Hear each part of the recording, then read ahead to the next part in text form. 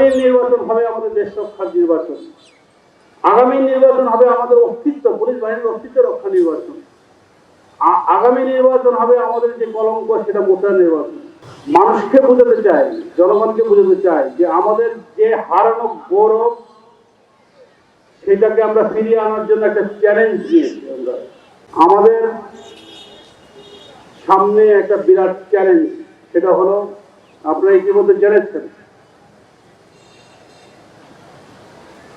বা আগামী কিছুদিন বা কয়েক মাস পরেই বাংলাদেশে জাতীয় সংসদ নির্বাচন অনুষ্ঠিত হবে। আমরা পুলিশ বাহিনী ইতিমধ্যে ঈদের বন্ধের মধ্যেই আমরা এই নিয়ে কাজ করে যাচ্ছি। আমরা কেন আগে থেকে চেষ্টা করছি যাতে করে আমাদের 2,03,000 পুলিশ বাহিনীকে আমরা নির্বাচনের উপযোগী একটা প্রশিক্ষণের মাধ্যমে মানুষকে বোঝাতে চাই, জনগণকে বোঝাতে চাই যে আমাদের যে হারানো গৌরব সেটাকে আমরা ফিরিয়ে আনার জন্য একটা চ্যালেঞ্জ দিয়েছি। আমরা ইনশাআল্লাহ আগামী নির্বাচনকে সুষ্ঠু সুন্দর করার জন্য সকল বাহিনী, সকল স্তরের কর্মকর্তা, জনসাধারণকে নিয়ে এই বাংলাদেশে আমরা একটা সুন্দর নির্বাচন উপহার দিতে পারব। কারণ আগামী নির্বাচন হবে আমাদের দেশ রক্ষার নির্বাচন। আগামী নির্বাচন হবে আমাদের অস্তিত্ব, পুলিশ বাহিনীর অস্তিত্ব রক্ষা নির্বাচন। আগামী নির্বাচন হবে আমাদের যে কলঙ্ক সেটা মোটার নির্বাচন। জীবনের সব আয়োজন এখানে একসাথে। আমি আজকে এখানে যেভাবে প্রত্যয় ব্যক্ত করছি, আমি আমার নতুন সদস্য এবং আমাদের যারা এক্সপিরিয়েন্স সবাইকে নিয়ে আমরা ইনশাআল্লাহ বাংলাদেশে একটা সুস্থ সুন্দর নির্বাচন উপহার দেওয়ার জন্য দৃঢ় প্রতিজ্ঞ। আমরা আশা করি যদি জনগণের সাথে যদি আমরা মেলবন্ধন তৈরি করতে পারি, তাহলে আমরা বাংলাদেশ পুলিশ বাহিনী আমাদের যে মানুষের প্রতি একটা মানুষ আমাদের প্রতি যে নেগেটিভ ধারণা ছিল সেটা ফিরিয়ে আসবে, আস্থা ফিরিয়ে আসবে। আমরা জনগণের বন্ধু হিসাবে জনগণের পাশে দাঁড়িয়ে মানুষের সেবা করে যেতে পারব।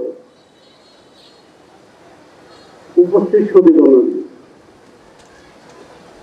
আপনারা জানেন সাম্প্রতিক সময়ের যে বৈষম্যবিরোধী আন্দোলন হয়েছিল, ওই সময় পুলিশের অবকাঠামো প্রায় ভেঙে পড়েছিল, কয়েকদিন পুলিশ ইনঅ্যাক্টিভ ছিল। আমরা নতুন নেতৃত্ব এসে বাংলাদেশ পুলিশ বাহিনীর সেই ভঙ্গুর কাঠামোকে একটা শক্ত ভিত্তির উপর দাঁড় করাতে সক্ষম হয়েছে। বৈষম্যবিরোধী ছাত্র জনতার আন্দোলন আমাদেরকে চোখে আঙ্গুল দিয়ে শিখিয়ে দিয়েছে কোথায় কোথায় আমাদের ভুল, কোথায় কোথায় আমাদের অ্যাডজাস্ট করতে হবে। আমরা সেই শিক্ষা নিয়ে আমরা আমাদের পুলিশ বাহিনীকে আবার ঘুরে দাঁড় করে যাচ্ছি। বর্তমানে আমরা বল প্রয়োগের ক্ষেত্রে জাতিসংঘের যে মানদণ্ড আছে এবং মানবাধিকারের যেই বিধিবিধানগুলো আছে সেগুলো সমন্বিত রেখে আমরা বর্তমান পুলিশ বাহিনীকে পরিচালিত করে আসছি, যাতে করে আগামী দিনগুলোতে জনগণের ভালোবাসা, আস্থা নিয়ে কাঁধে কাঁধ মিলিয়ে আমরা কাজ করতে পারি। আমরা দৃঢ়ভাবে বিশ্বাস করি আমরা অনেকাংশে সফল হয়েছি এবং সামনের দিনগুলোতে নিশ্চয়ই আমরা বাংলাদেশ পুলিশ বাহিনী এই তরুণদের নেতৃত্বে আরো ভালোভাবে এগিয়ে যাবে।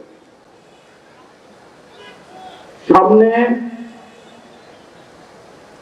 আমাদের খেয়াল রাখতে হবে, আমরা যদি জনসাধারণের সাথে আমরা এক হাত বাড়িয়ে দিই, তারা আপনাদেরকে বুকে আলিঙ্গন করে নেবে।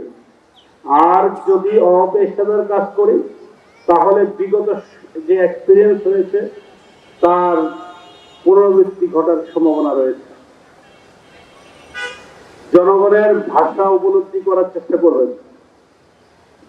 যতক্ষণ পর্যন্ত মানুষের মনের ভিতরে ঢুকতে না পারবেন, ভালোবাসার, আস্থার বিষয়টা অবারিত থেকে যাবে।